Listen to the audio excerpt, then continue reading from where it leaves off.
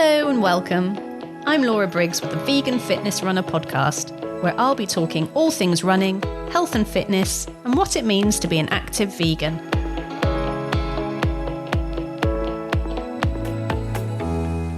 Believing she had early onset dementia in her 40s, Lauren Chiren left her job as a senior executive only to learn that she was going through the menopause. Now she's an authority on the topic, offering coaching as a founder and CEO of Women of a Certain Stage.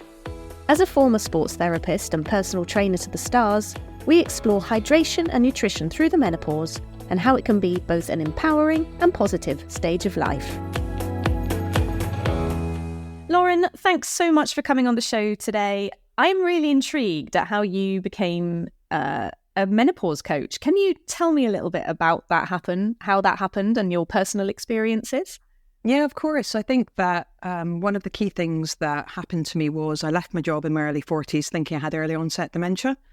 And when I found out that it was just menopause and actually I'd gone through a premature menopause, I wanted to make sure that no one else went through what I did.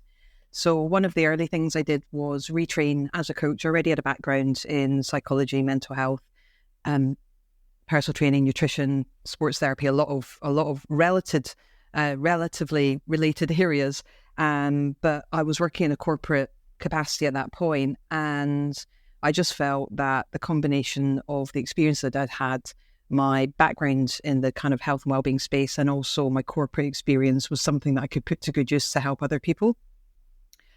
It's really interesting when you said, you thought you had dementia, but it was only the menopause, because it just goes to show, doesn't it, that the menopause is it's a massive deal. It's not something that we should be brushing to one side, is it? And typically, I think that's how a lot of women feel it has been dealt with. What are you kind of doing to kind of address that? Is this your way of kind of speaking out and getting this subject talked about a little bit more? Yeah, I think, I've used a number of different platforms. I've been very fortunate to have opportunities to speak out in the media. I do talks on stage all over the world. I work with large corporate organisations, deliver menopause awareness training, train their managers and their HR people, their occupational health. And now we run certifying programmes to certify people as menopause champions, menopause mentors and menopause coaches as well, so that I can take the knowledge that I've built up and continue to build, because there's always something new coming out about menopause, and share that with other people so that they can then go out into the world and help the almost 1 billion people who are menopausal to successfully navigate that time of their life. So for you, it was obviously that kind of mental health issue that kind of sparked you to think you had dementia.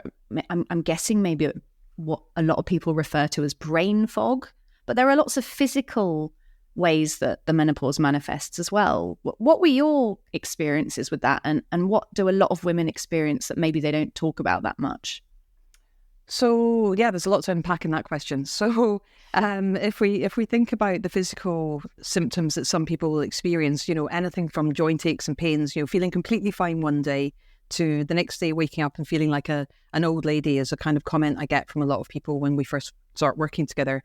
Aches and pains in their joints, their wrists, their elbows, specifically around the knees and the hips, sometimes the thumb joint, often the shoulder and the neck, and just other things like dry skin, itchiness, severe itching, almost, feeling like you need to reach for the antihistamines. And people have so many different experiences, vaginal dryness, vaginal atrophy, dry eyes, hair thinning, nails getting brittle. So many, many, many physical symptoms that people can experience. In terms of the ones that we don't talk about, well, the ones that I guess are least talked about are the ones that people don't associate with menopause or don't know that are menopausal symptoms. So that comes back to things like incessant urinary tract infections, or consistent episodes of thrush, or not saying they're directly menopause symptoms, but they're related to the decline in estrogen that we experience. And then, things like that, the reduced libido, potentially vaginal dryness and atrophy. I did have one client once who, for 3 or 4 weeks, she was complaining that she had dry, itchy eyes, put it down to menopause. And eventually it just didn't feel to me that it was menopausal, because there wasn't an ebb and flow to it. It was getting worse and it looked like an eye infection. She went to the doctor. She got some drops. It was an eye infection that cleared up after 3 days of getting some drops. So we have to be mindful that we need to keep an eye on our health, and we have to learn about menopause and learn to trust ourselves to ask for help and support to make sure that we're giving ourselves the best possible time.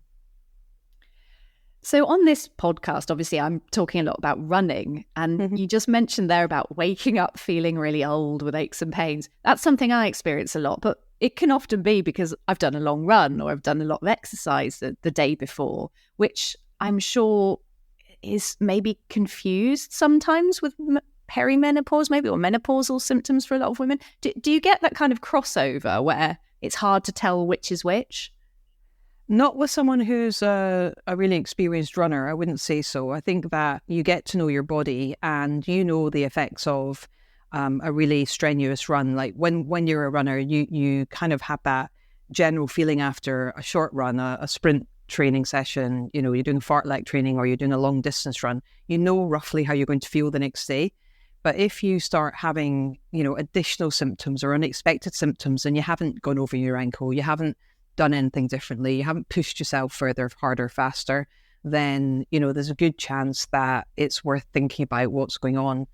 The flip side of that is, again, you know, talk about running in particular, I'm an anaerobic athlete, so my background is sprinting, it's judo, and whilst I unknowingly was menopausal, I decided to train for a marathon. So off I went, having trained multiple people in the past to do marathons, and set myself a nice little plan.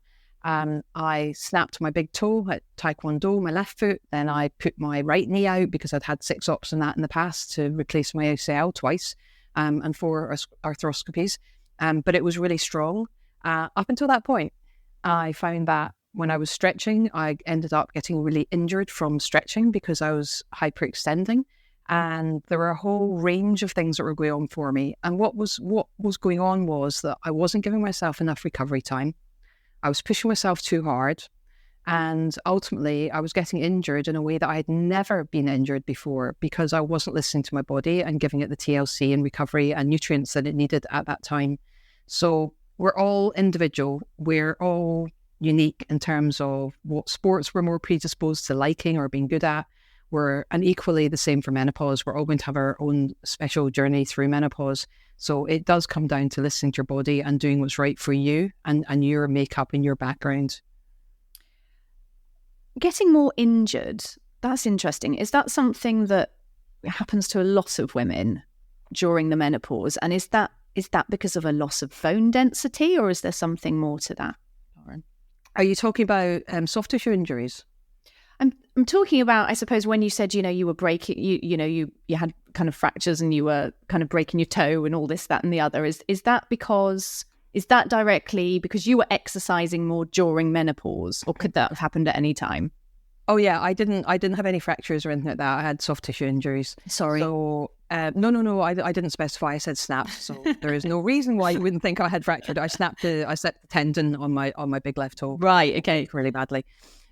So do I see it a lot? So what I see is people who decide that because of menopause, they want to turn a corner, turn a new leaf. They want to stay on top of their weight management. They want to get fitter. It's an opportunity in life to get themselves back out there and really, you know, take control of their life again. And I think for anybody coming into exercise, we have to go slowly when we are going through that menopausal transition. We have to learn to listen to our body, hydrate really well, get the right nutrients into our body, and have a training plan that supports us going forward. And we can all achieve these things. Absolutely. There's nothing that we can't do, but it's just about doing it in the right way. What I tend to find is that people will overdo it. They won't give themselves enough recovery time, or they're not well hydrated and they think they can still get away with drinking heavily at night and be on caffeine during the day. And the reason that those things don't add up is because our estrogen levels and progesterone, testosterone, but primarily estrogen levels are fluctuating and declining, which means it's part of the process to maintain our soft tissues, our tendons, our ligaments, our muscles, and our bones as well. But primarily the first things that tend to be impacted most obviously and get injured most easily are our soft tissues.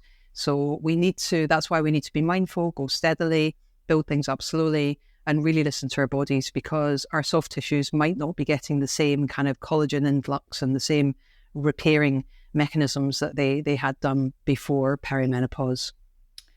And is there a typical age when perimenopause starts, or does it differ hugely from woman to woman?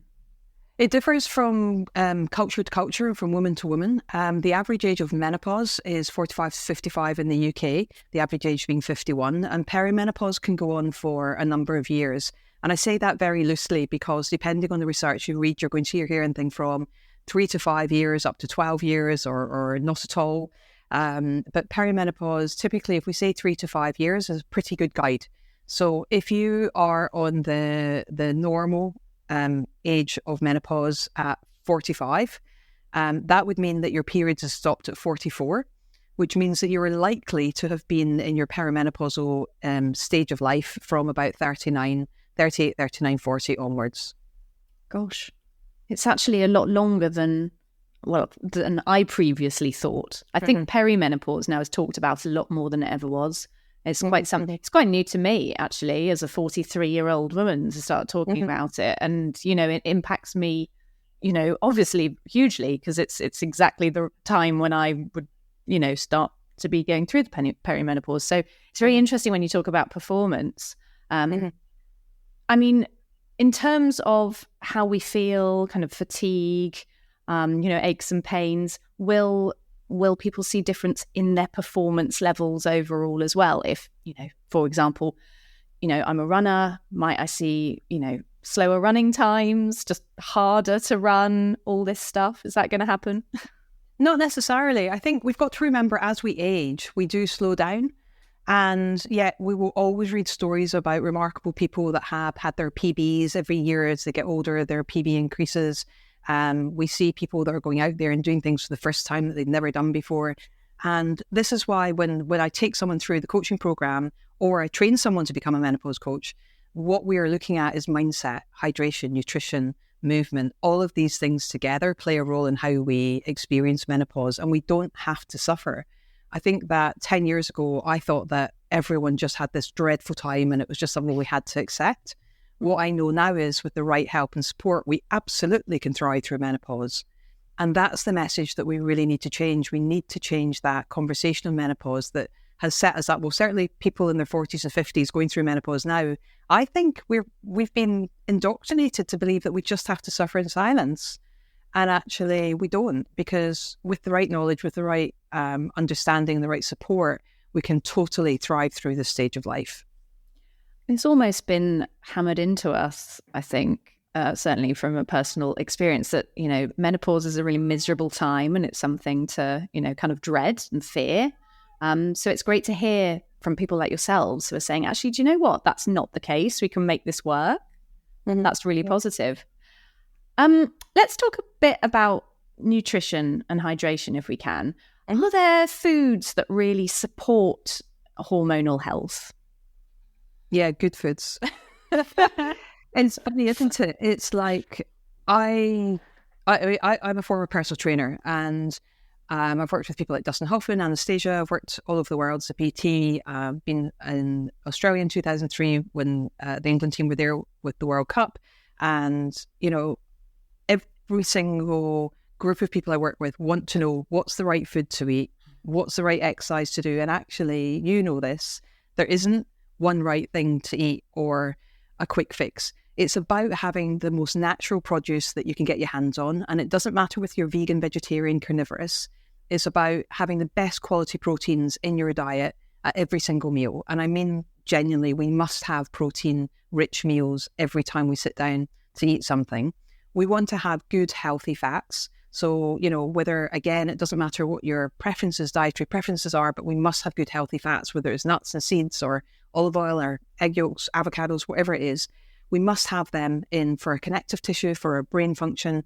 And we need our carbohydrates as well. We must get in those really good carbohydrates as well. And whether you choose to stay away from, starchy white potatoes and white rice and pasta and stuff like that, or whether you go down the kind of root vegetable route, or however you choose to get them, we need all three food groups in our diet. But we must have more protein in our diet. That is a consistent thing that I see people getting wrong is not having enough protein and thinking that is bad for you, when actually it's absolutely critical to a healthy life. So it kind of all comes down to the old adage, doesn't it, of having, a variety of great foods, all the colours, I suppose. And again, protein, it's just like you said, hitting home, that protein is really necessary, isn't it? Yeah, building block. Yeah, absolutely. And this might be a really hard question to answer, actually, Lauren, and I'm sure it varies from person to person, but do you find that those who are particularly active have a better experience through menopause than those who are more sedentary? Generally, yes, if they are not just active, but they are supporting their activity with the hydration, nutrition, and the rest that they need. Does that make sense? Yeah, I think so, because I suppose you can be really active and then you're just depleting your body by, going at it too much. You can essentially become exhausted, I suppose.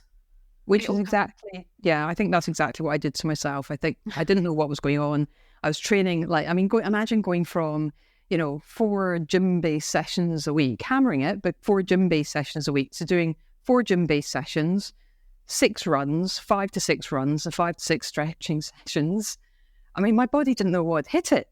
I ended up, after I got injured, training on a hand bike. So literally going 10K, 9K, 8K, doing 100 squats in between each. So training on a hand bike for cardio fitness. And then I damaged my elbows. Something should have let me know that all my tendons were giving up on me. Something wasn't right. But I just didn't get the message because I didn't want to listen. I just wanted to hit that marathon and do a good time. Your body was definitely telling you something, wasn't it? Oh, yeah. So how important is rest? I mean, is it okay to just rest, have a break? Critical, you know this, right? Critical. I know that. Rest is as important as the training. And I think I didn't appreciate that growing up. And our bodies, our resilience changes as we get older because we've had longer term exposure to pollutants. We've had, we've put our bodies through more. But the more we rest, the more we can recover, the more resilience we can build, and the more we can do. So I think they all go hand in hand with one another. And definitely, when you're out there running, training, pushing yourself, it's such an amazing thing to do. And I think you just have to always remember that your rest is what helps make you a great runner too. It's quite hard, isn't it, when you tell someone to... if they're really into sport, we know what it's like. You tell someone to have a day off and they're twitchy. And also, this might be a bit of a generalization, but women kind of in societal roles tend to be, the caregivers. They, if they have children, then they're raising, obviously, dependents, and they're very busy naturally. And it's very hard sometimes to find time to themselves.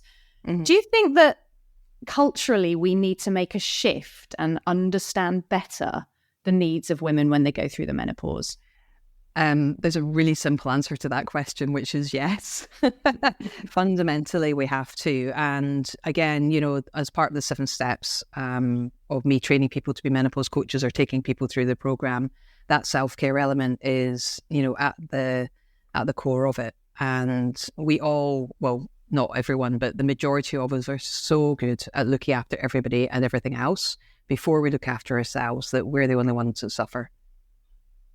Are there any good practices that you recommend to people who come to you that they can try to kind of offer themselves some self-help? What would you say to somebody looking to take that rest? Yeah, I think, you know what? I think the first step is think back to when you were a child. Think about what was the thing that you loved to do that put a smile on your face that you don't do anymore. Find that thing that lights you up. Find that thing that you turned to when you needed to calm down and chill out and relax. Naturally as children, we found ways to self-soothe or to stimulate ourselves and all of these good things. And I think sometimes we just need to tap back into that childlike curiosity about what works for us. And for some people, it's going to be meditation or a mindfulness session, a guided meditation or yoga or yoga nidra, or it could be reading a book or writing a journal. It could be so many different things. it's really got to be the thing that helps you just get into your parasympathetic nervous system, get out of that stressed fight, flight, freeze space and get to a place where you're feeling settled, your heart rate's coming down, you feel calm and whatever it is. And sometimes I do say to people who are really struggling, when you get up in the morning, lock yourself in the bathroom, sit on the toilet seat with the lid down and just breathe slowly in and out 10 times in your own pace, in and out through your nose. If that's all you can do to start with, everyone can find 2 minutes to do that.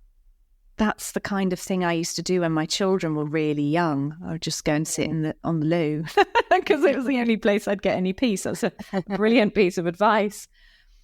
We talked briefly about nutrition, Lauren. Lots of women will take supplements throughout their menopause. I think my mum took the likes of like red clover and starflower. Is there a place for supplements? Do they work? I'm a big advocate of supplements and I have been since I was pregnant. So I was pregnant with a PT and I was offered termination at 6 months pregnant. It was a unbelievably traumatic experience. And at that time, all I wanted to do was the very best for my bump. And I did a huge amount of research. Bearing in mind I was already PT and nutritional advisor, I did really, really extensive research into supplements. And I discovered I've discovered 4 brands that I thought were really quite remarkable in terms of their efficacy and their manufacturing processes. And I have not stopped taking supplements since then. So I genuinely believe that we don't get all the nutrients we need from our food to start with. I don't believe many of us eat exactly what we need every day on a regular basis.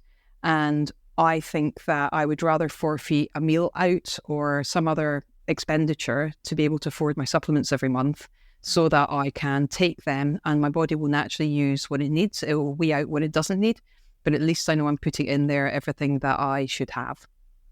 And what are there key supplements for menopausal women, or what are the top ones that you would recommend?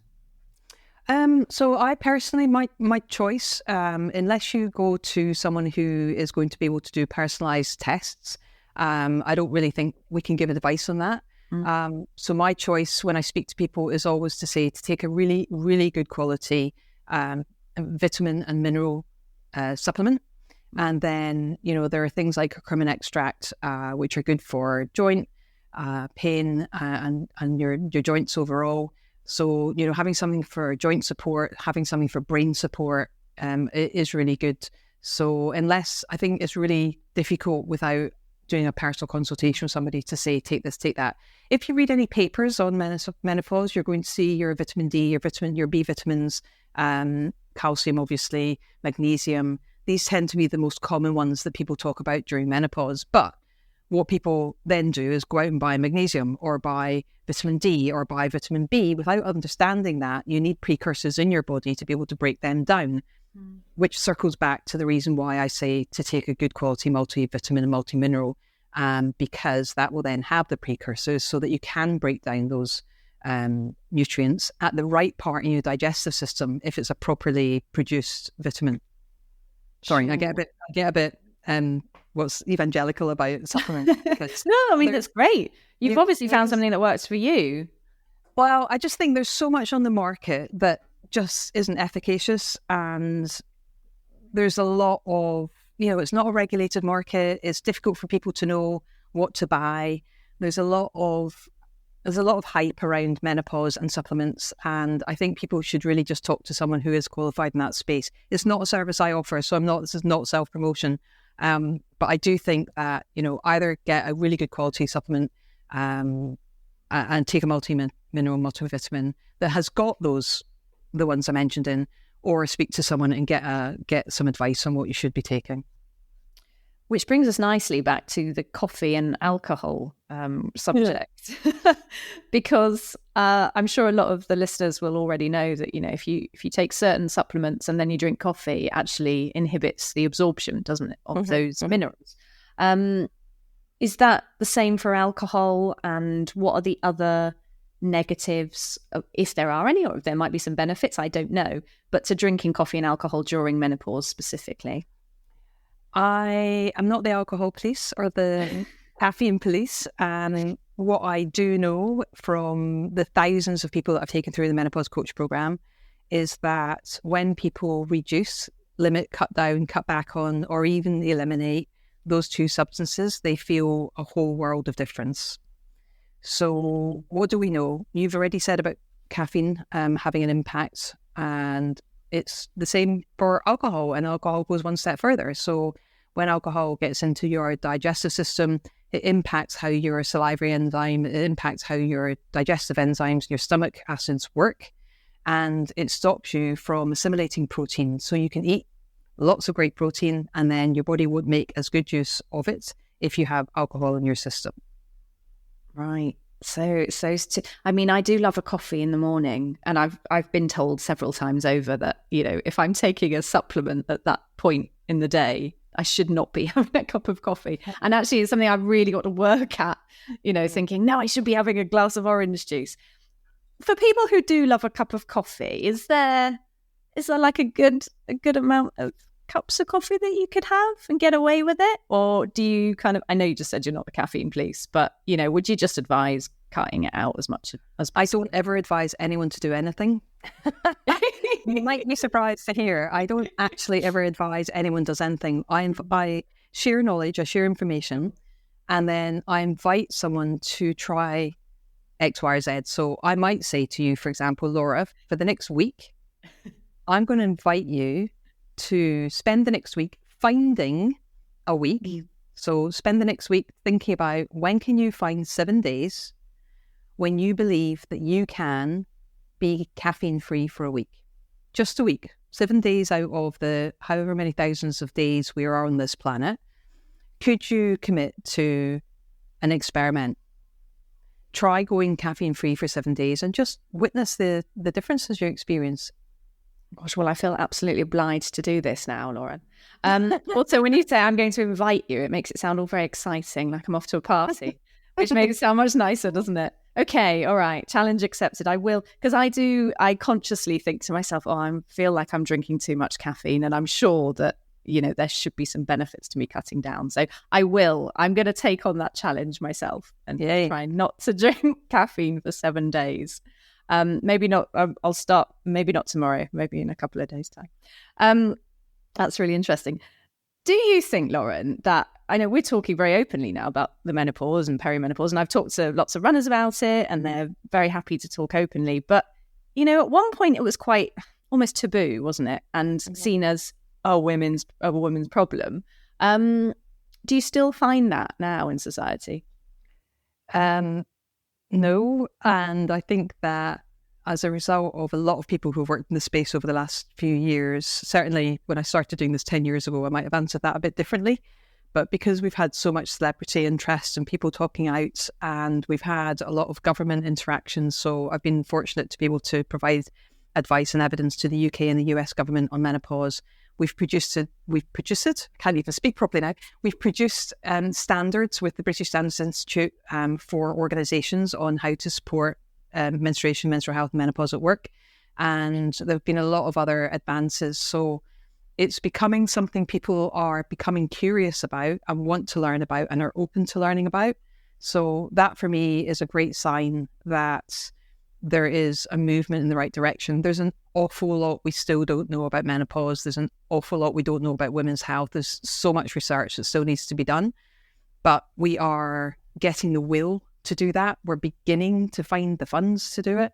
And, you know, more and more employers are taking action to change the culture in their organisations, which can only be good for us going forward.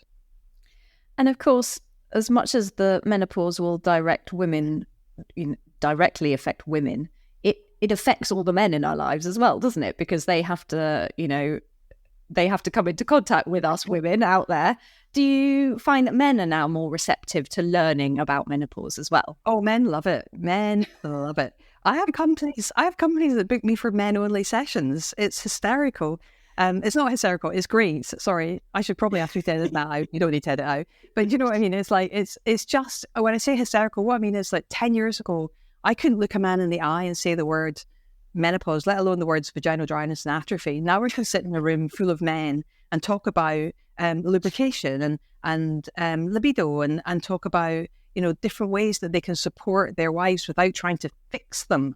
And men are so relieved to hear what menopause is and understand that actually, their wife hasn't gone off and had an affair because she's gone off sex, or she hasn't run off with the gardener or whatever. Because some of the things that go through people's minds when we're not talking about menopause are incredible, and we start believing the stories. We start believing these stories if we don't talk about them. So the fact that people are talking about it and men are interested in learning is just amazing. So that communication is key, isn't it, for everybody? Absolutely. Yeah. I'm really kind of refreshed to hear that, actually, because there's so many things that we don't talk, or we're used to not talking about, but it feels like you've broken through a ceiling, certainly talking about your own experiences, and now, widening that net, and people seem much more, open to talking about it. Do you think I've got to ask you about the Davina McCall effect. Do you think that's had a really positive effect on talking about menopause generally? It's definitely opened up the conversation. I think that when you get someone who has got that media status and that celebrity status starts talking about a topic, it definitely gets people's attention and starts people talking about it.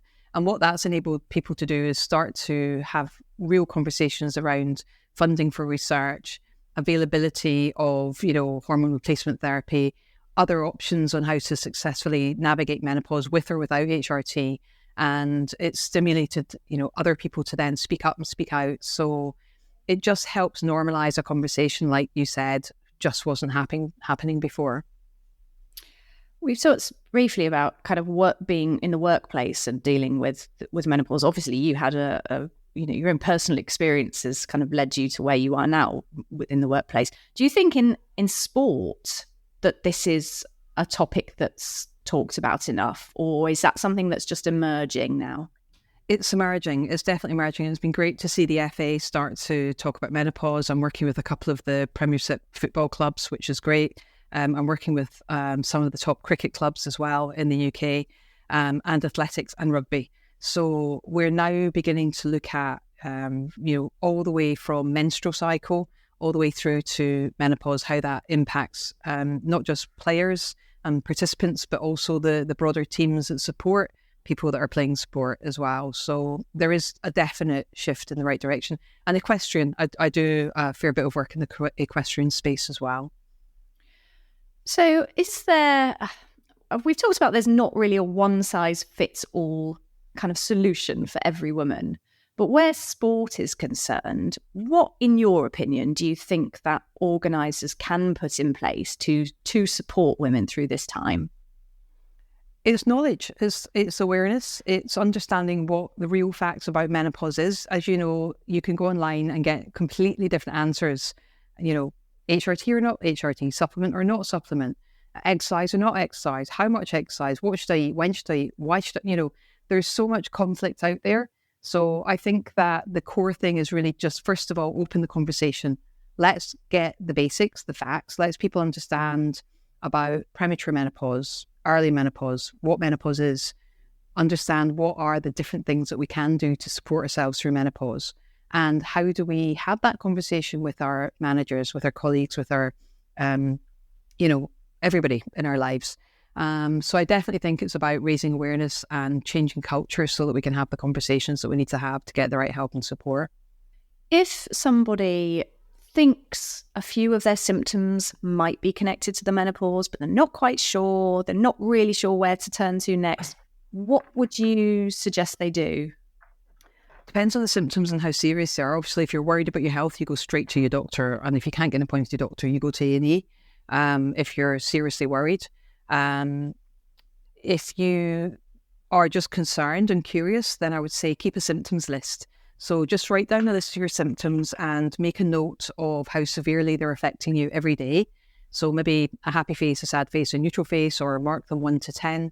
And then just reflect on that over 2 or 3 weeks and then take that to your doctor and have a conversation. We know that a lot of people will be struggling with stress, with thyroid problems, with adrenal fatigue at the same time as they're going through menopause. So it is really important to make sure that we know what the root cause of these things are. your doctor can help with that, especially if you're in the UK, download the NICE guidelines on menopause, which are currently being updated, and take your symptoms list so that they know you want to talk about menopause. I hear from too many people that have had brain scans because they've had severe migraines or pains in their head, or have had MRI scans on their joints and their bones because they thought they were arthritic, or they've had ECGs and other heart tests because they've had palpitations, and nobody has sat down and joined up the dots. So if you can map out your symptoms and present that around a conversation on menopause with the NICE guidelines to your doctor, then, or your local country's guidelines, then you can start to get someone help you join the dots with that. Lots of people might think, oh, this sounds a bit silly. This symptom sounds like not very serious. Is that the case, or should all these symptoms be taken seriously? Or is there something you might just say, oh, you're just feeling a bit tired, so just ignore it? Is there ever a time when you would say that, or are all these things really key? I think we've got a duty of care and responsibility to ourselves to always look after ourselves. So I would like to say to somebody to stand in front of a mirror and ask themselves if they're slept well, if they're well hydrated, if they've eaten well, they've trained well, they've taken some downtime, they've been asking for help and support and not trying to carry the burden of everyone in their life. And if they can look in that mirror and say, yeah, I've done all of that and I still feel this way, then I absolutely would say go and see your doctor. Gosh, yes, it's really important, isn't it, to look after ourselves. I think we do forget. I've still got that little nugget in my head now of going into the bathroom and just locking the door and move for 10 seconds. I think that's fantastic. Lauren, I feel like I really learned loads about the menopause. I'm at an age where it's something that's really at the forefront of my mind, especially, all women are going to be thinking about it at this kind of age, but as a runner and kind of taking all those little aches and pains into consideration, I think I'm now going to maybe think a little bit more about, well, what is that and why do I feel tired? So I really appreciate your thoughts and your expertise on this matter. I think it's really important, and I really appreciate you talking to me today. Where can people find out more about you? Either pop onto LinkedIn and connect with me there, just under Lauren Chiren, or have a look at womenofacertainstage.com.